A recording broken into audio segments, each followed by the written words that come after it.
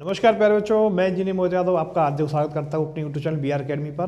तो जैसा कि अब तक हमारे ऊपर सही बच्चों ने जो भरोसा जताया है उसके लिए सही बच्चों को एक बार दिल से धन्यवाद। और आज का जो ये वीडियो है ये है उत्तल दर्पण के लिए सूत्र। तो आज हम इस वीडियो में उत्तल दर्पण का जो डेरिवेशन है वो पूरा करेंगे और जो वन शॉट की वीडियो है वो आपको इसके बाद मिलेगी। क्लियर? और जो क्वेश्चन वन शॉट वीडियो में पूछा गया था उसका आंसर भी आपको वन शॉट वाले में ही मिलेगा। क्लियर? इससे पहले जो वीडियो में जो क्वेश्चन पूछा गया था उसका जो बच्चों ने आंसर दिया है, ये किन बच्चों के आंसर सही गए हैं ये वन शॉट वीडियो में ही आपको पता लगेंगे। तो इसकी अगली वीडियो जो हम डालेंगे वो वन शॉट वीडियो रहेगी। ये केवल दर्पण वाले के लिए है, के लिए जो दर्पण सूत्र अच्छे जानना चाहते हैं। तो दर्पण सूत्र कैसे है समझिए बेटा, बिल्कुल बेसिक समझाएंगे अच्छी तरीके से, एक पॉइंट क्लियर हो जाएगा। तो जब हम बनाते हैं एक दर्पण, कुछ बेसिक पॉइंट होते हैं दर्पण के, वो आपको बता दें कि दर्पण उस गोले का काटा हुआ भाग होता है, एक खोखले गोले का काटा हुआ भाग होता है दर्पण। इसे बोलते हैं ध्रुव P। इस केंद्र को कहते हैं वक्रता केंद्र, इसे C से प्रदर्शित करते हैं। क्लियर? दर्पण क्या होता है, इसका एक तल परावर्तक तल होता है, दूसरे पर पारे की कलई होती है, लाल ऑक्साइड का पेंट होता है। यही तो होता है ना। और अगर हमने कोई वस्तु इस पर रखी हुई है, कोई वस्तु हमने इस पर रखी हुई है, क्लियर? इससे बहुत अच्छी तरीके से समझेंगे। तो कोई भी अगर वस्तु रखी होती है उससे दो किरणें निकलती हैं, दो किरणें निकलती हैं, एक मुख्य अक्ष के समांतर जाती है और जो दूसरी किरण होती है वो वक्रता केंद्र C से होकर गुजरती है। कब? जब आपकी वस्तु अनंत और वक्रता केंद्र के बीच में स्थित होती है तब। यानी यहां से जाती है किरण, पहली किरण गई जो कि मुख्य अक्ष के कैसी है, समांतर है। परावर्तन पश्चात जिस बिंदु पर झुकती है उसे हम कहते हैं F। दूसरी किरण वक्रता केंद्र C से होकर जाती है और परावर्तन के पश्चात उसी माध्यम में वापस लौट जाती है। इस प्रकार जो इनका कटान बिंदु होता है उस जगह हमारा प्रतिबिंब बनता है। ये AB है तो ये क्या हो गया, A डैश B डैश। बहुत बेसिकली चीजें हैं, समझिए। प्रतिबिंब की स्थिति अगर कोई पूछता है बता देना सर प्रतिबिंब इस समय उल्टा है, वस्तु से छोटा है, इस तरफ है तो वास्तविक है, अगर ये प्रतिबिंब उस तरफ बनता तो आभासी बनता। ठीक है? अब समझिए जल्दी जल्दी पॉइंट से। अगर हम आपसे बोले वस्तु की दूरी, तो वस्तु की दूरी को बेटा आप प्रदर्शित किससे करते हो, दिखाई पड़ रहा है क्या? वस्तु की दूरी को, वस्तु की दूरी होती है U। क्लियर? और अगर हम प्रतिबिंब की दूरी बताते हैं, प्रतिबिंब की दूरी बताते हैं तो प्रतिबिंब की दूरी होती है V। क्लियर? और अगर हम बात करते हैं किसकी, फोकस दूरी की बात करते हैं तो फोकस दूरी होती है हमारी F। सारे पॉइंट क्लियर? चलिए आगे समझिए। अगर हम टोटल बात करते बेटा वस्तु की दूरी की, वस्तु की दूरी की बात करते हैं तो वस्तु की दूरी यहां से लेके ध्रुव से सारी दूरियां नापी जाती हैं। तो वस्तु की दूरी कितनी हो गई आपकी, वस्तु की दूरी कितनी हो गई आपकी U। Point clear? Point clear है क्या? आगे बात करते हैं प्रतिबिंब की दूरी। तो प्रतिबिंब की दूरी बेटा कितनी हो गई हमारी, प्रतिबिंब की दूरी हमारी हो गई V। कितनी हो गई V। और अगर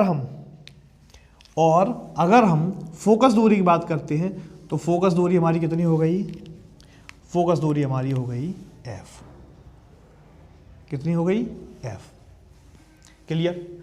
अगर हम वक्रता केंद्र की बात करें तो वक्रता केंद्र से और ध्रुव तक की जो दूरी होती है ये हमारी कितनी होती है R, जिसे हम बोलते हैं वक्रता त्रिज्या। बोलो पॉइंट क्लियर है क्या? चलिए सारा पॉइंट क्लियर? समझिए।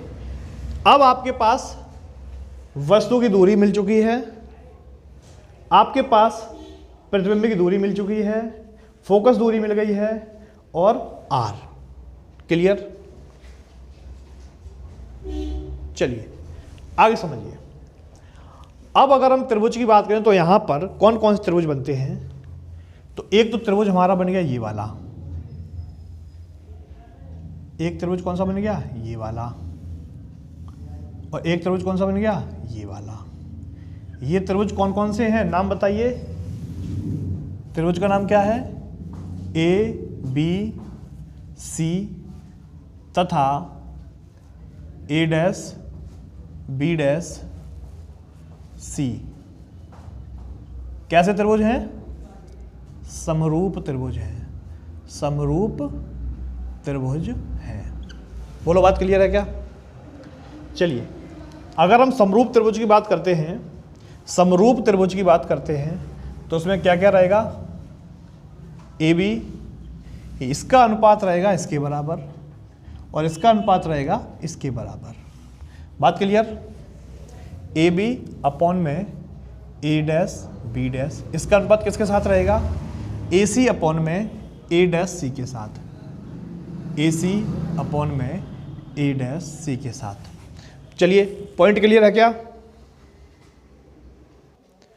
चलिए पॉइंट क्लियर, सामने समझेंगे एक एक step. A B upon A dash B dash, A C upon में ए डैश सी डैश। अगर हम दूसरे त्रिभुज की बात करते हैं, इस त्रिभुज की बात करते हैं, एक त्रिभुज ये और एक त्रिभुज ये, अगर हम लंब डालते हैं तो इसका नाम कर दें आर, इसका नाम कर दें एन। क्लियर? सामने समझेंगे दूसरे त्रिभुज की। ये त्रिभुज भी कैसा है? समरूप त्रिभुज है, देखने में सारे कोण एक जैसे बराबर होते हैं, समरूप त्रिभुज कहलाता है। अगर इस त्रिभुज की बात करते हैं तो त्रिभुज का क्या बनेगा नाम? त्रिभुज का नाम क्या बनेगा? बी एफ से लेकर के एफ आर एन। क्या बनेगा त्रिभुज? त्रिभुज बन गया एफ आर एन। तथा दूसरा त्रिभुज क्या बन गया? ए डैश बी डैश एफ। दूसरा त्रिभुज क्या बन गया? ए डैश बी डैश एफ। कैसे हैं? समरूप त्रिभुज है। इससे क्या बनेगा बेटा तुम्हारा? इससे क्या? इसका अनुपात आर एन का अनुपात किसके साथ रहेगा? ए डैश बी डैश के साथ। यानी आर एन का अनुपात किसके साथ रहेगा? ए डैश बी डैश के साथ, बराबर एन किस किस का? एन एफ का अनुपात रहेगा ए डैश एफ के साथ। क्लियर? क्या रहेगा? एफ एन का अनुपात रहेगा ए डैश एफ के साथ। Point clear? ये बनेगा इक्वेशन नंबर फर्स्ट, ये बनेगा इक्वेशन नंबर सेकेंड। चलिए अब अगर हम बात करें, अगर ये इसके समांतर रेखा है तो जितना ये होगा उतना ही तुम्हारा ये होगा। यानी हम कह सकते हैं, क्या कह सकते हैं कि ए बी बराबर किसके रहेगा? आर एन के रहेगा। तो आपका समीकरण क्या बन जाएगा? आपका समीकरण बन जाएगा ए बी अपॉन में ए डैश बी डैश बराबर में ये क्या है? एफ एन अपॉन में क्या रहेगा? ए डैश एफ। ए बी के बदले आर एन, आर एन के बदले ए बी लिख सकते हैं। अब बात करते हैं एफ एन की। किसकी? एफ एन की। तो चूंकि ये बहुत सूक्ष्म है तो आर जो है इसके बराबर ही मान लिया जाता है। यानी कि आप कह सकते हैं क्या कि जो आपका एफ एन है ये आपका एफ पी के बराबर हो जाएगा, जिससे आप क्या निष्कर्ष निकालेंगे? ए बी अपॉन में ए डैश बी डैश बराबर में एफ पी अपॉन में A dash F. Point clear? दिखाई पड़ रहा है क्या? क्योंकि ये बहुत अल्प दूरी होती है इसलिए। आगे देखो बेटा, अगर हम बात करते हैं मान की, तो आपको पता है जो भी विकिरण की विपरीत दिशा में दूरियां नापी जाती है वो सभी कैसी होती है? ऋणात्मक। तो अगर ए बी की हम बात करते हैं, कहाँ गया ए बी भाई? ठीक है, समझिए ये जो आपका समीकरण बना 3, आप हमें एक बात बताइए, ए बी के बराबर ये भी है और ए बी के बराबर ये भी है, तो अगर हम लिखें समीकरण 1 व 2 से, समीकरण 1 व 3 से, दिखाई पड़ रहा है क्या? चलिए, तो क्या निष्कर्ष निकल के आएगा? ये जो ए सी है ये अपॉन में किसके रहेगा? ए डैश सी, ये बराबर किसके हो जाएगा? एफ पी अपॉन में ए डैश एफ के। बोलो बात क्लियर है क्या? ठीक है। ए सी का मान कितना है? ए सी का मान कितना है? आप यू में से आर घटा दीजिए। ए सी का मान कितना निकालेंगे आप? ए सी का मान, अगर हम इसका मान केवल निकालते हैं तो अब क्या करें, पूरे में से इतना घटा दीजिए, इतना घटा दीजिए, मतलब यू में से आर घटा दीजिए। तो क्या है? यू माइनस में आर बटे में A dash C, A dash C, ये डिस्टेंस आपको पूछी गई है। इसे कैसे निकालेंगे? आप आर में से वी घटा दीजिए, आप आर में से वी घटा दीजिए। बराबर में क्या है? बराबर में क्या है? एफ पी, एफ पी, ये क्या है? एफ पी, फोकस दूरी है, इसे आप लिखेंगे एफ। उसके बाद क्या है? ए डैश एफ, ए डैश एफ, इसे क्या करेंगे आप? यहाँ से यहाँ तक क्या है? वस्तु की दूरी है, वी में से आप एफ घटा दीजिए। किस में से? वी में से आप घटा दीजिए एफ को। अब इसमें देखो अंतर, चूंकि इस दिशा में जितनी दूरियां नापी जाएंगी किरण की विपरीत दिशा में वो सारी कैसी होंगी? ऋणात्मक होंगी। अगर ऋणात्मक होंगी तो u का मान जो है वो भी कैसा रहेगा? माइनस का रहेगा। प्लस जो r है, इस r का मान भी कैसा रहेगा? माइनस का रहेगा। ये जो r है ये भी किसकी रहेगी बेटा? ये जो r है ये भी कैसी विपरीत दिशा में नाप रहे हैं तो ये भी माइनस की रहेगी। और प्लस जो ये v है ये भी किसका रहेगा? माइनस का रहेगा। फोकस दूरी है, विपरीत दिशा में नाप रहे हैं तो ये माइनस की रहेगी। v जो है विपरीत दिशा में नाप रहे हैं ये भी माइनस की रहेगी। और f है ये भी किसकी रहेगी? माइनस की। ये दूरियां समझ लो एक बार, क्योंकि ये सारी कैसी हैं? माइनस की हैं, इसलिए माइनस में रहेंगी। इससे क्या निष्कर्ष निकलेगा? माइनस का u हो जाएगा, प्लस का r हो जाएगा। ये माइनस का r है, प्लस का v हो जाएगा, बराबर ये माइनस का f रहेगा अपॉन में माइनस का v प्लस का f, माइनस माइनस प्लस। बोलो इतना एक बार चेक करो सारी बच्चे फटाफट, इतना क्लियर है क्या? जल्दी से जल्दी चेक करें, इतना क्लियर है क्या? चलिए, अब आपने एक बात पढ़ी है क्या? f बराबर r अपॉन 2, तो 2f बराबर क्या आ जाएगा? r। Point clear? Point clear है क्या?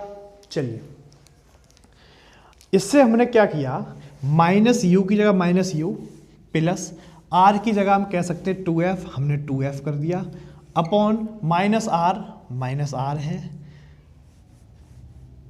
प्लस v है, r की जगह हम क्या लिख सकते हैं? 2f बराबर f की जगह f है, माइनस v की जगह माइनस v और प्लस f की जगह प्लस f। बोलो बात क्लियर? इसका गुणा इसके साथ होगा, इसका गुणा इसके साथ होगा। अगर इसका गुणा इसके साथ करें तो माइनस माइनस प्लस uv, और माइनस गुणा इसके साथ करें तो माइनस का 2vf। अगर हम प्लस का गुणा करें इसके साथ तो क्या होगा? प्लस का और माइनस, ये माइनस हो जाएगा, और u और f मतलब uf। इसका गुणा इसके साथ करें तो प्लस का क्या हो जाएगा? 2f स्क्वायर हो जाएगा, बराबर माइनस f का इसके साथ गुणा कर रहे हैं तो माइनस माइनस प्लस का 2f स्क्वायर हो जाएगा। इसके साथ करें तो माइनस का क्या रहेगा? fv रहेगा। बोलो इतना पॉइंट क्लियर है क्या? इसमें से हम देखेंगे कि इससे ये कट जाएगा, क्लियर? और uv इसे अगर हम उधर भेज देंगे इक्वल टू के उस साइड तो क्या हो जाएगा? प्लस का हो जाएगा, तो प्लस का ये और माइनस का वो, तो कितना? fv बचेगा केवल, ठीक है? इधर क्या है? ये माइनस का uf है, इसे भी उधर भेज दो तो किसका हो जाएगा? प्लस का uf हो जाएगा। बोलो इतनी चीज क्लियर?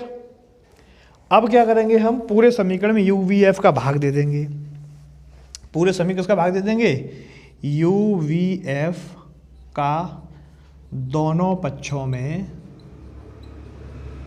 पक्षों में भाग देने पर, भाग देने पर, भाग जब दोनों पक्षों में देंगे तो हम क्या करेंगे, इधर समझा दें, जगह ही नहीं है, इधर समझा दें, हाँ इधर थोड़ी सी जगह है, अगर हम थोड़ा सा प्रयास करें दिख जाएगा। चलिए दोनों पक्षों में भाग कर दे दें तो क्या हो जाएगा, यू वी अपॉन में हो जाएगा यू वी एफ बराबर में, यहाँ क्या एफ वी भाग दे दें यू वी एफ का, प्लस में यू एफ भाग दे दें यू वी एफ का, तो यू वी से यू वी कट गया तो 1 एफ बच गया, यहाँ से एफ वी से एफ वी कट गया तो 1 यू बचा, प्लस यू एफ से यू एफ कट गया तो क्या बचेगा, 1 वी बचेगा। तो यही आपका आ गया दर्पण का सूत्र, फॉर्मूला बन के हो गया तैयार। तो देखा आपने, मात्र 16 मिनट में आपका पूरा डेरिवेशन तैयार हो गया है। तो जल्दी से जल्दी एक बार फटाक से इसका स्क्रीनशॉट लीजिए, पूरा डेरिवेशन हमने मात्र 16 मिनट में तैयार कर दिया। तो 16 मिनट में पूरा आपका दर्पण वाला चैप्टर तैयार है और आप अच्छी तरीके से इसे पढ़िए। अगर समझ में आ रहा है तो बताइए अगला वीडियो हम किस चैप्टर पे दें आपको, ताकि आप तैयारी कर सकें। तो जिस चैप्टर पर आप वीडियो चाहते हैं बताइए, किसी एक बच्चे ने भी बोला था तो हमने उसकी पूरी इच्छा कर दी। तो आपको जिस चैप्टर वीडियो चाहिए आप हमें बताइए, हम आपको अगला वीडियो से चैप्टर पर ला करके देंगे। ठीक है, धन्यवाद। हंसते रहिए, मुस्कुराते रहिए, नाचते रहिए, गाते रहिए। समय समाप्त।